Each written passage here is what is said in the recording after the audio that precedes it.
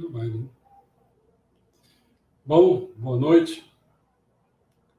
Hoje nós vamos dar prosseguimento àquelas nossas apresentações, né, sobre os ensinamentos do Messias Meixo Sama em fontes de organizações messiânicas.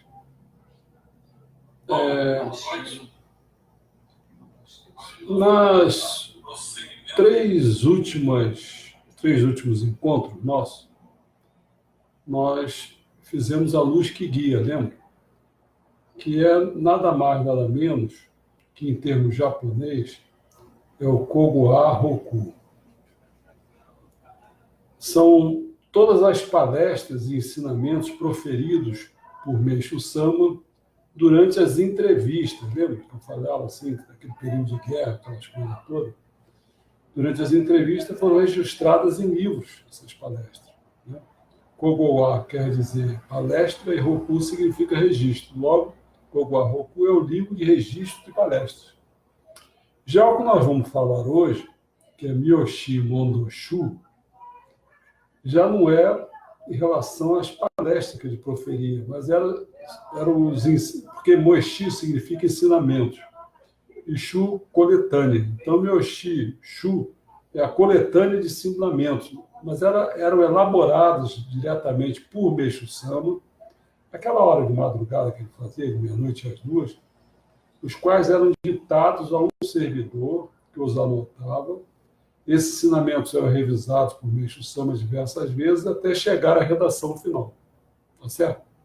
Então, essa é a distinção dos três últimos encontros e esse nosso que nós vamos fazer aqui hoje. Eu me lembro quando a Ana perguntou o que era esse meu xixi, não sei se você lembra.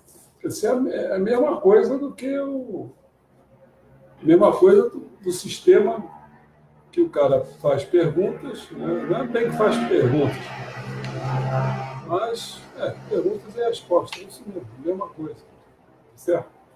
Só que um era feito em coletânea esse aqui é feito em coletânea de ensinamentos. E tem algumas coisas que eu vejo até que tem alguma coisa comum, mas eu não sei, não me diz para saber o quanto é uma coisa comum ou não. Bom, esse Miyoshi Mondoshu, ele é 4 volumes, é feito em 182 páginas e tem 231 ensinamentos. Ele compreende, então, esses 4 volumes. Um fala só sobre o Hikari, o outro sobre o ingresso na igreja, o outro sobre culto e o quarto sobre dedicação. Entendeu? Que é diferente. Aquele outro fazia perguntas diversas e não tinha, assim, uma classificação. Esse do Miyoshi Mondoshu é uma coisa mais organizada, porque ele não só respondia naquelas palestras perguntas, né? Aqui ele foi elaborando. Né? Bom, então, as pessoas, deixa eu pegar um lapisinho, para botando o número, vai ser aquela mesma situação, para vocês irem tentando ver, porque eu escolhi 34 ensinamentos. 34 ensinamentos em 231, quer dizer, nem sei quantos por cento dá isso. Um pouco mais de 10%, se não me engano. Bom, tem uma coisa que é o prefácio, que eu acho que isso aí eu considero que eu leio, que é rapidinho isso aí e tal, né? Depois tem, na questão do Ohikari, volume 1, tem uma coisa que eu chamo, número 1, que é a diferença entre o Ohikari Daikomyo e o Ohikari a diferença entre o Ohikari Daikomyo e o Ohikari, certo? Esse é um deles. O segundo,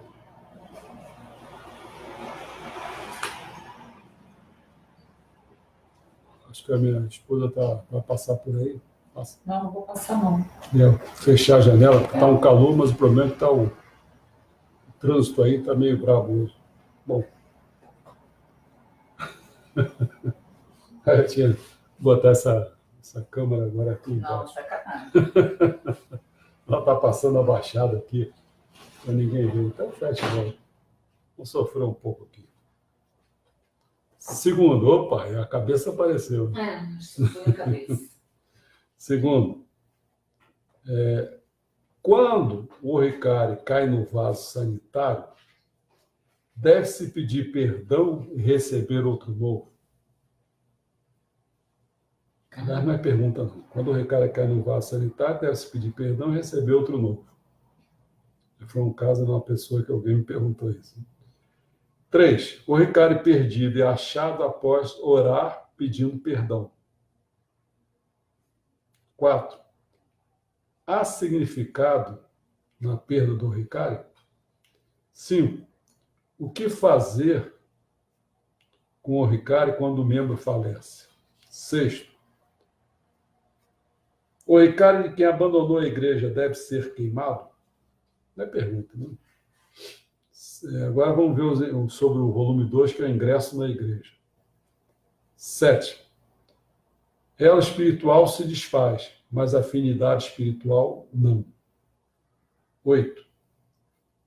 Ela espiritual e seu compromisso entre parentes consanguíneos.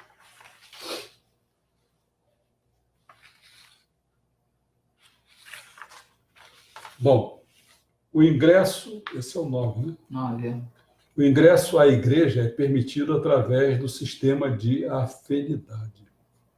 Afinidade.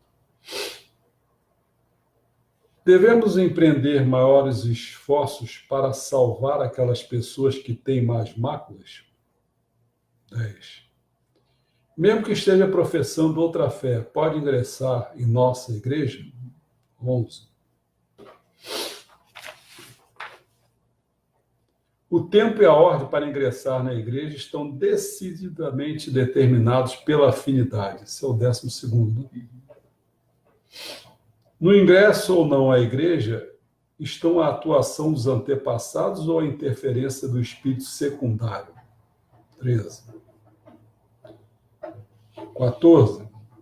Não se apressar para dedicar a nossa vida inteiramente à obra divina. 15. Há várias maneiras de servir Deus após ingressar na igreja.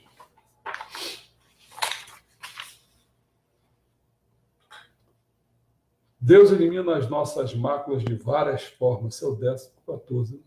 Não, 16. 16 já? 16. 17. O que mais transforma após o ingresso na igreja é o olho da pessoa. 17. 18. O motivo de ter mais membros mulheres.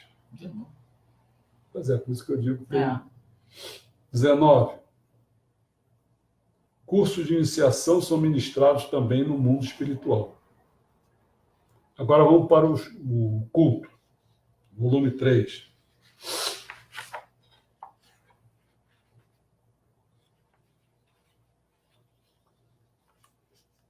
Distração no momento da oração. O 18, talvez. Vamos ver aqui. 18 a 19. 15, 16, 19 é o 20. É o 20? Nem todos eu marco. É. O 20. 20. Distração no momento da oração. 21. Devemos orar em voz alta? É uma pergunta mesmo.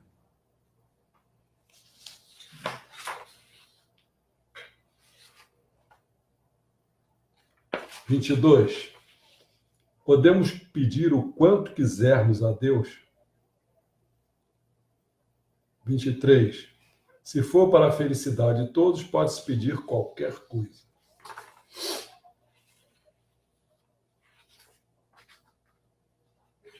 24. O nosso sentimento e o mundo espiritual são purificados através do trabalho do Espírito da Palavra. 25. A forma de entoar o nome de Deus. Bom, agora vamos para o volume 4, que é a dedicação, o último e 4. 26. Não há valor na fé se Deus não concede sua divina proteção. 27. Oferecer com sentimento de gratidão pelas graças recebidas. 28.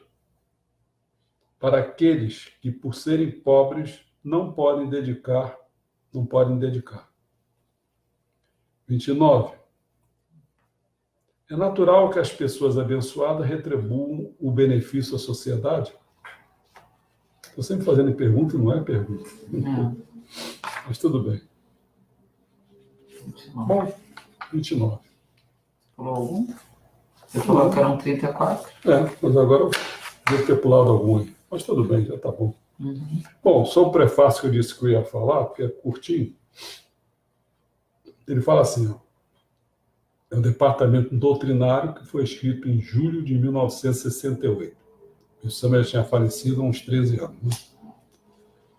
Acreditamos que os senhores membros estejam buscando junto a seus ministros e superiores ensinamentos e orientações para a solução dos vários problemas que se apresentam ao servir na obra divina.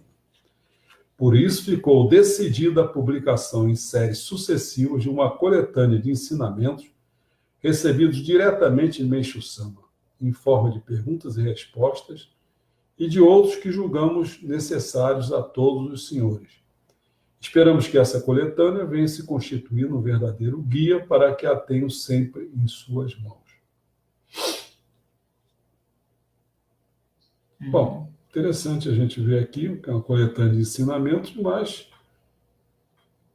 eu acho que ele fez mais ou menos, pelo visto, seguindo o que foi feito anteriormente, naquela busca e guia, né? Foi feito pergunta e resposta. Aliás, há um problema aí que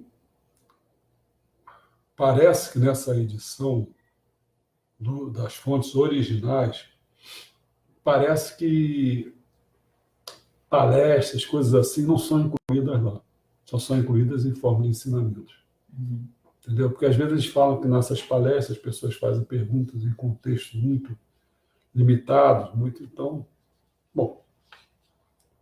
Mas o certo é que você vê, o que é interessante para mim, é que acreditamos que os senhores membros estejam buscando, olha só, junto a seus ministros e superiores, ensinamentos e orientações para a solução dos vários problemas que se apresentam ao servir na obra divina. Por isso ficou decidida a publicação em séries sucessivas de uma coletânea.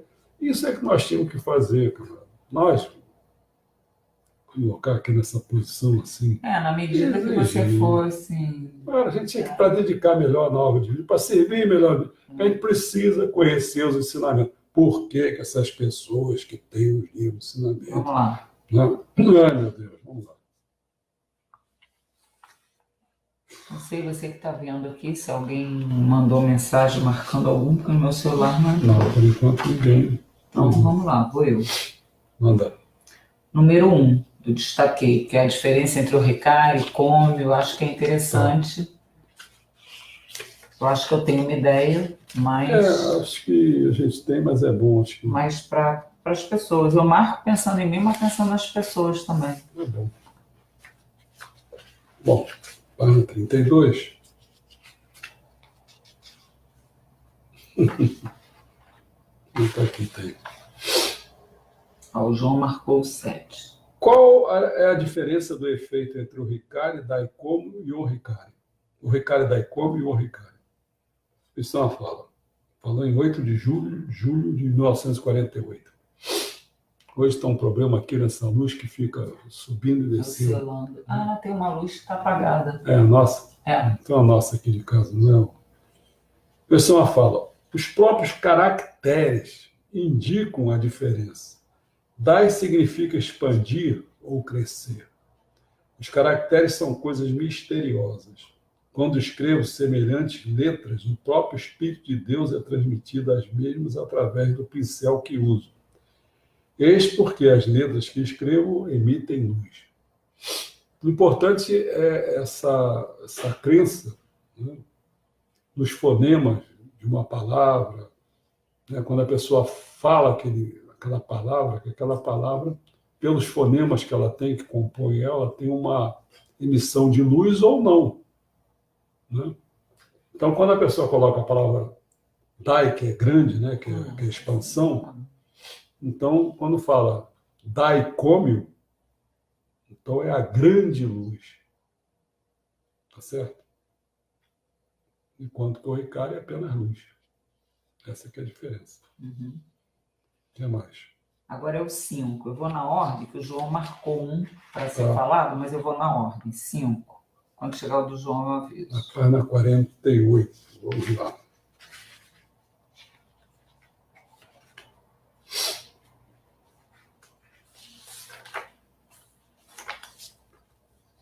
O que fazer com o Ricardo quando o membro falece? Isso já foi uma controvérsia que houve uma vez aqui, que houve duas formas, mas vamos lá. Foi escrito em 25 de junho de 1949. Pergunta: quando o membro falece, o que a sua família deve fazer com o seu Ricardo? Por favor, explique-me qual dos seguintes procedimentos é o melhor. E a pessoa ainda diz, provavelmente, soma qual dos três é o melhor. Qual dos quatro? Deixar o Ricardo com o corpo quando o mesmo for ser cremado? Deixar o Ricardo com o corpo quando este for enterrado? Jogar o Ricardo em um rio? Providenciar para que o Ricardo seja queimado a pedido num santuário, num templo, ou devolvê-lo à igreja? Samuel. Aí, por isso que naquela vez que uma pessoa falou uma coisa, né? Eu disse, olha, eu estou vendo aqui esse outro, tinha outra hipótese, né? Que o pessoal achava, porque aqui na nossa cultura, né, o pessoal colocava muito assim, olha, não, quando a pessoa faleceu, a pessoa deve pegar o Ricardo e colocar junto no caixão, né? Porque não tem negócio de cremado aqui, quase disso. E aí eu botei uma coisa, o pessoal ficou naquele bafafá, que eu disse, sabe o que o pessoal me respondeu? Qualquer uma dessas soluções está correta. Até jogar no Até rio. jogar no rio. Gente. No entanto, é melhor permitir que o Ricardo permaneça pendurado no pescoço do falecido. No mundo espiritual, ele receberá, então, um maravilhoso tratamento. Porque assim, aqui, até no mundo ocidental, por exemplo, para você ser cremado, o Ricardo sendo de metal, eles não cremam, eles mandam tirar. Tudo que for de metal. Agora, o problema aí, no meu entendimento... E a questão aqui, como a gente é enterrado, né, mais do que cremado, a questão na época que se colocou é assim, a pessoa vai com o Ricardo no pescoço. Aí, quando for feita a exumação do corpo, aquele Ricardo está lá. E aí a pessoa que está exumando, o que vai fazer com o Ricardo, entendeu? Pode não ter o cuidado, né? Porque é um objeto sagrado, enfim. Mas, foi isso a questão. Uma das coisas que a gente sente, quer dizer, quando o Messama responde, que o cara já colocou quatro até jogar no rio. Foi ele que colocou a questão. Então, no meu entendimento, ele quis mostrar foi desapego. Entendi. Né? Bom, a sétima... Não, é 6. 6, tá. 6. A minha, a do João é o 7. O Ricardo de quem abandonou a igreja deve ser queimado? Né? A pergunta que a pessoa faz é assim, existem membros que, ao decidirem se retirar da igreja, devolvem o seu Ricardo. Quando isto acontece, como é que devemos agir? Pessoal, a melhor coisa a se fazer é colocar o Ricardo no altar, pedir perdão a Deus por aquela pessoa e então providenciar para que seja consumido pelas chamas. Então ele manda queimar. Manda queimar. Eu sei assim, porque eu fiz muito isso, né? Quer dizer, eu me lembro que as pessoas não tomavam nenhuma providência em relação ao altar e ao Ricardo. Então eu resolvi, quando era ministro, correr atrás de quem não queria mais ser membro, quem queria devolver o altar. E tinha gente que não queria devolver, não. Chegava lá, via, o altar não estava mais lá, estava o altar, entendeu? Então eu levava um papel especial, não lembro mais qual era o nome do papel. Eu pegava e fazia tudo bonitinho e levava. Bom, na página 54. Elo espiritual, o seu compromisso entre parentes consanguíneos. Pergunta. O que vem a ser elo espiritual longo ou curto? Ouvi dizer que os elos espirituais entre os parentes consanguíneos não se rompem, mas até que grau pode atingir? A imersão. Ordinariamente, não há elo espiritual longo ou curto. Não, longo ou curto. O que existe é grossos ou finos. Uhum. Né? Se o japonês vai para a América, continuará ligado. Mas, quando a distância aumenta, os elos espirituais tornam-se mais finos. Por isso que não é uma questão de longo ou curto. Né? É uma questão que, geralmente, como ele fala aqui, a distância aumentando, os elos espirituais tornam-se mais finos. Mas pode não acontecer também. Basta hoje em dia, então, quando as pessoas têm telefone, tem Skype, tem opção de coisa. Então, as pessoas podem ficar, às vezes, mais ligadas do que a pessoa que está aqui morando do lado. Né? Quanto à relação entre parentes consanguíneos, todos estão ligados, mas quanto mais se distanciam, mais fino fica o elo espiritual na ordem. Ele vai falar aquela ordem: marido e mulher em primeiro, pais e filhos, irmão mais velho, irmão mais novo, e assim por diante. Porém, o elo espiritual entre marido e mulher tem características um pouco diferentes. Né? Tem porque não são consanguíneos. E é o mais forte, né? E é o mais Mas forte. pode se romper. Pode se romper. O consanguíneo não se rompe nunca. Né? Isso. Bom, daí é você que tem que escolher. Agora é 13. 13. Vamos lá, no 13.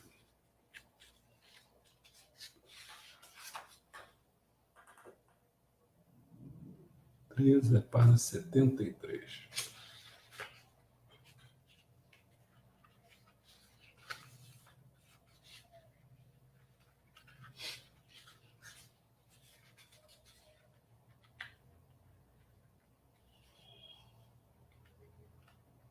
Custa passar essas folhas? Acho que eu peguei aqui. 73. No ingresso ou não à igreja estão a atuação dos antepassados ou a interferência do espírito secundário. Pergunta. Faz 1 ano e meio que ingressei na igreja. Meus pais são contra a igreja. O que devo fazer? Meição. Você escreveu isso em 1949.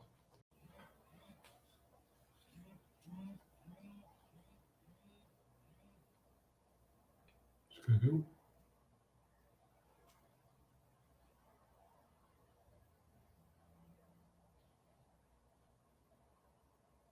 Bom, voltando, deve ter tido alguma queda aí, alguma coisa desse tipo. A pergunta era, no ingresso ou não à igreja estão a atuação dos antepassados ou a interferência do espírito secundário. Aí a pessoa faz a pergunta, faz 1 ano e meio que ingressei na igreja, meus pais são contra a igreja, o que devo fazer? O melhor é deixar do jeito que está. Visto que o tempo ainda não chegou para eles, não deve procurar persuadi-los a entrarem para a igreja. O melhor é esperar pacientemente o tempo certo. Se agir assim, algum dia seus antepassados trabalharão de forma que eles sintam vontade de ingressar. Há também o seguinte caso: o espírito secundário sempre tenta fazer com que o indivíduo pense e haja negativamente. Contudo, como seu plano irá água abaixo, caso a pessoa ingresse na igreja, o espírito secundário procura impedir de todas as maneiras que ela se torne membro. Certo? 14. 14. Em seguida. Em seguida? Esse não se apressar? Não sei o título, eu não anoto o título, eu anoto o número. É nesse. Não se apressar para dedicar a nossa vida inteiramente à obra divina. Não, isso é dedicação. Você estava na página 73. Mas 14, você falou? É. Não, 14 não é seguida, não.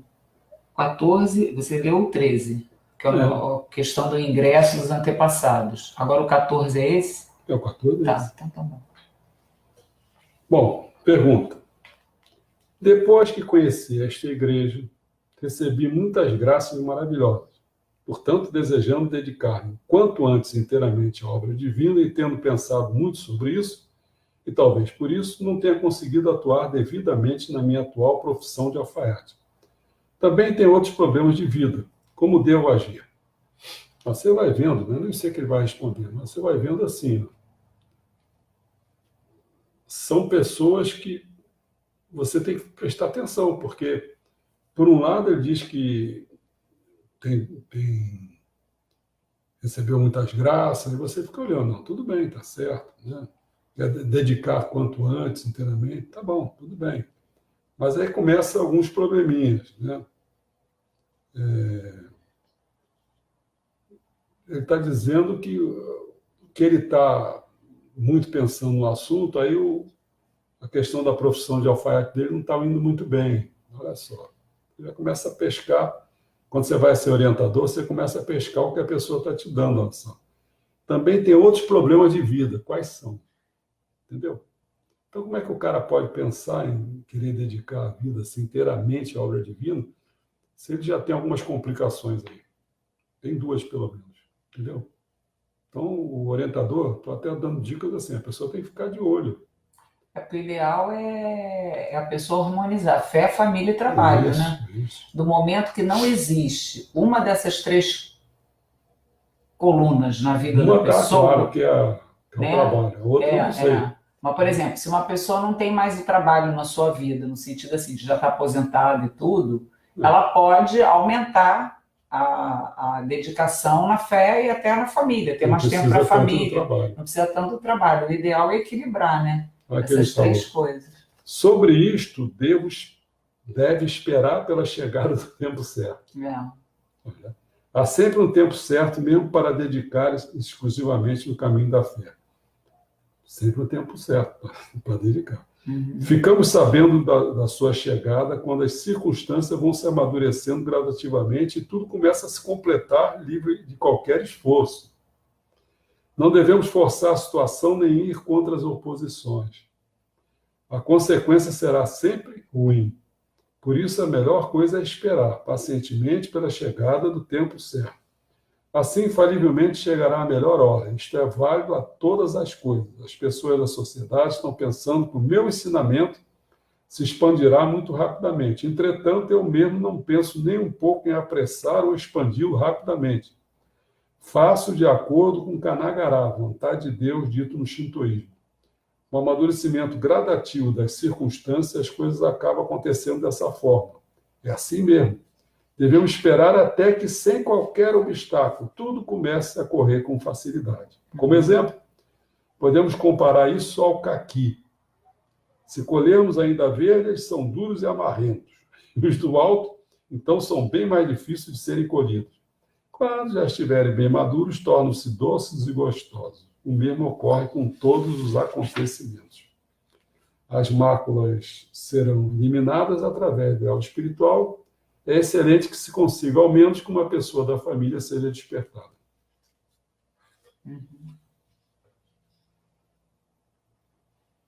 Vai? Eu marquei o 15 também. 15. Há várias maneiras de servir Deus após ingressar na igreja. Porque às vezes a pessoa pensa que é só de uma forma. Né? Eu me lembro, assim, como ministro, às vezes eu dava orientação, assim, um pouco... Tinha aquela Ederita, né, que adorava dedicar só na recepção. Aí comecei a botar em outra coisa. Acho que até foi na liturgia, se não me engano. Para ela começar a aprender outras coisas. Né? Também não é sempre que a gente faz isso, depende da situação.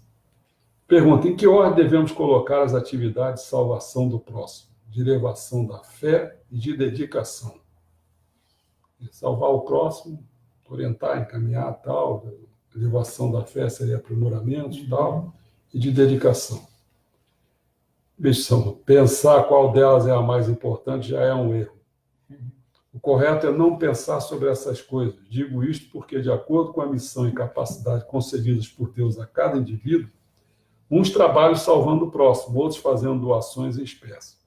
A elevação é de modo geral, mas cada qual tem a sua própria missão. isto é, quando as circunstâncias se tornarem favoráveis para a realização de uma determinada coisa, significa que esta é a sua missão. Portanto, quando isto acontecer, basta executá-la. Por exemplo, quando o dinheiro entra em quantidade, significa que, ao invés da administração de jureios, sua missão maior é a doação monetária. Se a pessoa não dispõe de muito dinheiro, mas é eficiente em converter muitas pessoas para a igreja, esta é a sua missão. Neste caso, como as circunstâncias em sua volta tornam favoráveis para determinada realização, deve apenas prosseguir obedientemente a essa tarefa. Certo? Agora eu marquei o 17. 17.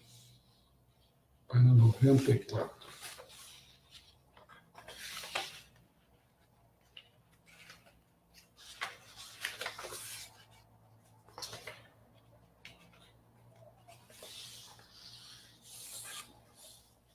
O que mais se transforma após o ingresso na igreja é o olho da pessoa.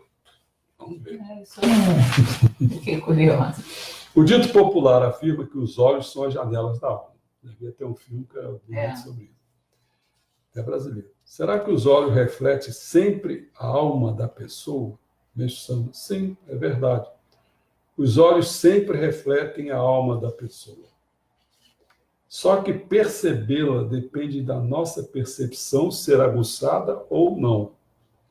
A fim de se avaliar alguém, é melhor olhar para os seus olhos. Quando uma pessoa ingressa na nossa igreja, o que mais se modifica são os seus olhos. Antes do ingresso, ele se apresenta sombrio e as pessoas que foram salvas têm os seus olhares claros e expressivos. Podemos perceber se alguém tem alguma intenção secreta pela expressão de seus olhos.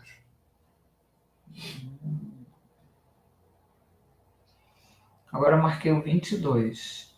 22. Já entrou no mundo do culto, se não me engano. É, culto. 22. Podemos pedir o quanto quisermos a Deus? Por um lado, sim.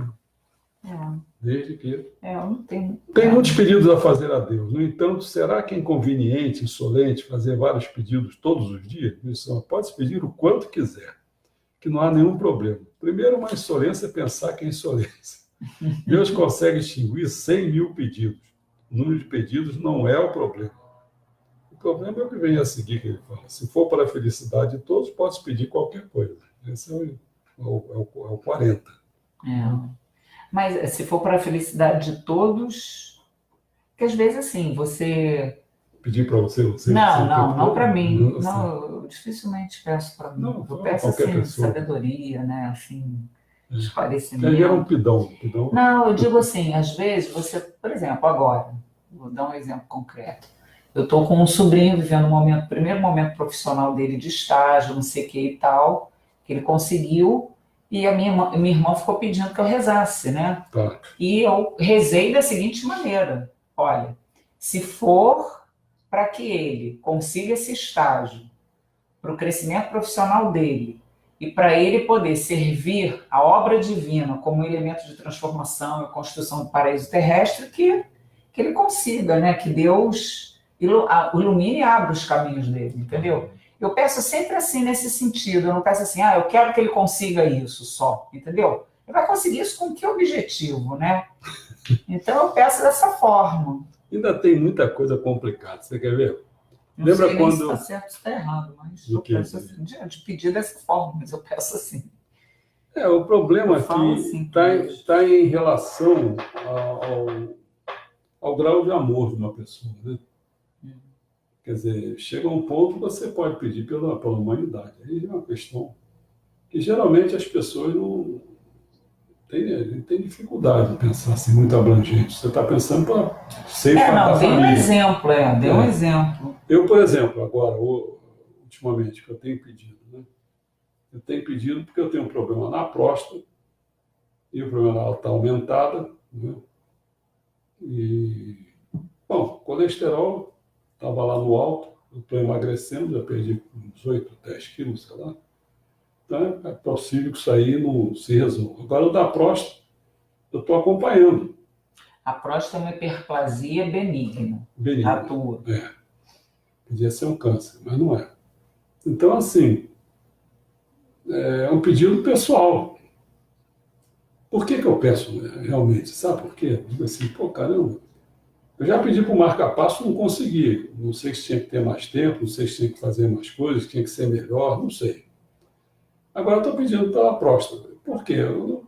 Tomar remédio, podia servir de exemplo para os outros, entendeu? Dizer, eu fui curado com jorei e tal. Você pede sempre com essa, Eu quero sempre essa com intenção, essa né? intenção, né? De mostrar o poder do Mostrar o poder jorei. do jorei. Mas se eu também não tiver, eu já não sei o que é merecimento, assim, o que seja. Se não tiver, o que eu posso fazer? Vou em frente, não vou negar nunca o jorei por causa disso, entendeu? Porque vou ver como uma situação que Deus está sendo justo aí, por exemplo. Então vamos em frente. Uhum. Bom, qual é agora? E agora o último que eu marquei foi o 28, que já é dentro de dedicação. 28 já dentro de Essa dedicação. luz não sabia que estava assim. Tá ruim. 28 está Ou é dentro de mau dedicação. contato, ou é ela falha.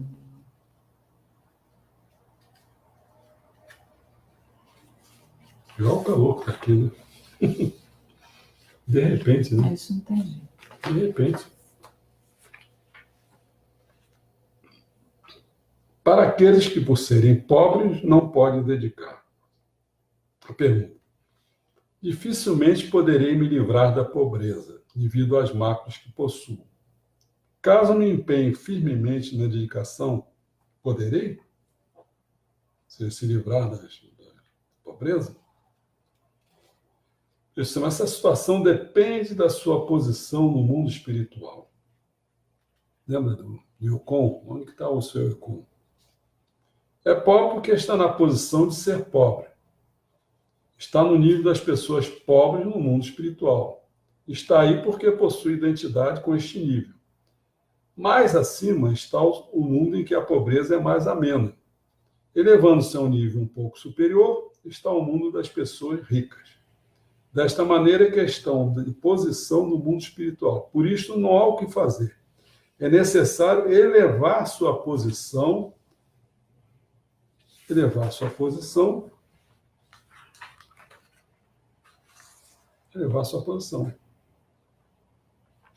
É isso aí. Não, tem mais uma trocadinha aqui. Levar a posição, é preciso se purificar. Então, a pessoa precisa se purificar.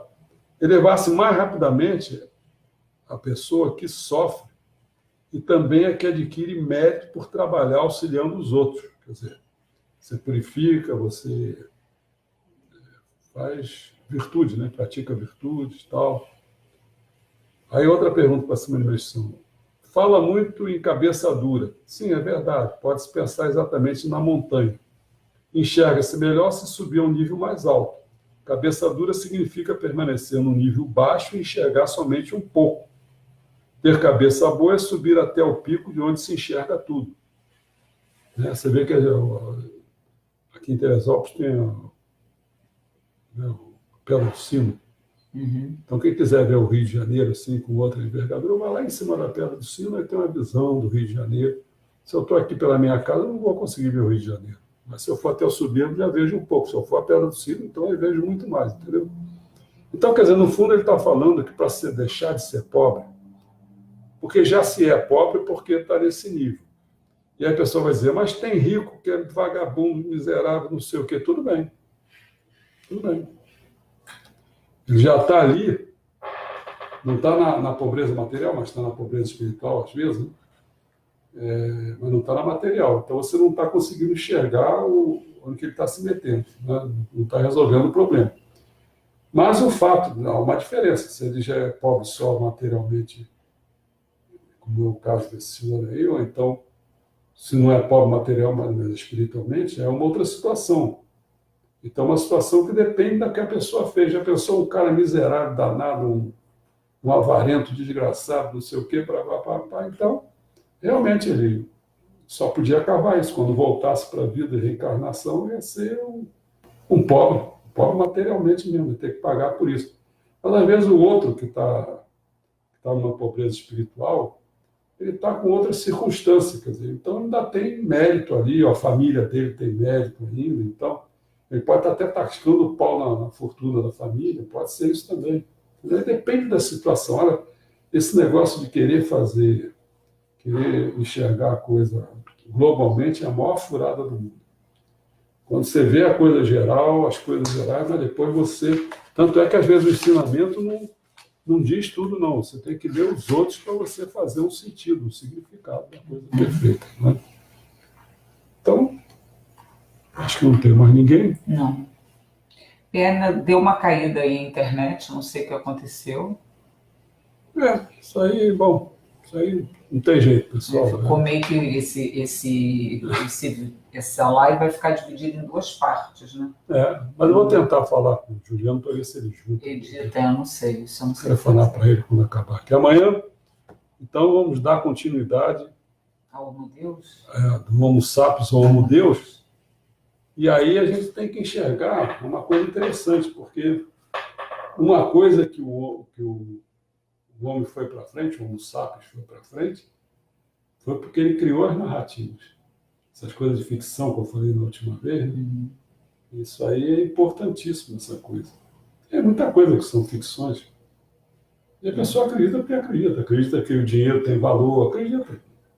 Eu vejo se a pessoa não acreditar, eu vou até passar um filme para vocês. O filme é um espetáculo. Um espetáculo mesmo. Não vou botar nem hoje nem amanhã, porque senão ainda tem gente aqui que nem vai ver esses vídeos. Mas assim, acho que talvez coloque na quinta-feira ou sexta. Eu vou colocar esse filme. Você vai mostrar como é que a polícia consegue agir de uma determinada maneira. Como? Só por ficção. Só por narrativa. Eles acreditam que estão defendendo, mesmo muitos ali sabem que não estão defendendo nada, eles estão contra o povo. Estão defendendo um corrupto, um desgraçado, danado, e está lá. Isso é tudo ficção, é narrativa, cara. E o cara acredita nisso. Vou botar isso aí, vocês vão ver. Bom, para quem aprecia a Lua, hoje é dia de uma superlua. Quem puder ver, são fenômenos naturais que acontecem algumas vezes só. Já mostraram assim outros países, né, por conta do fuso. Não sei se a gente vai ter, porque a Lua que nasce atrás de uma montanha, né? Não sei se a gente vai ter o privilégio. Vejam a Lua. Isso. Tá bom, então até a próxima.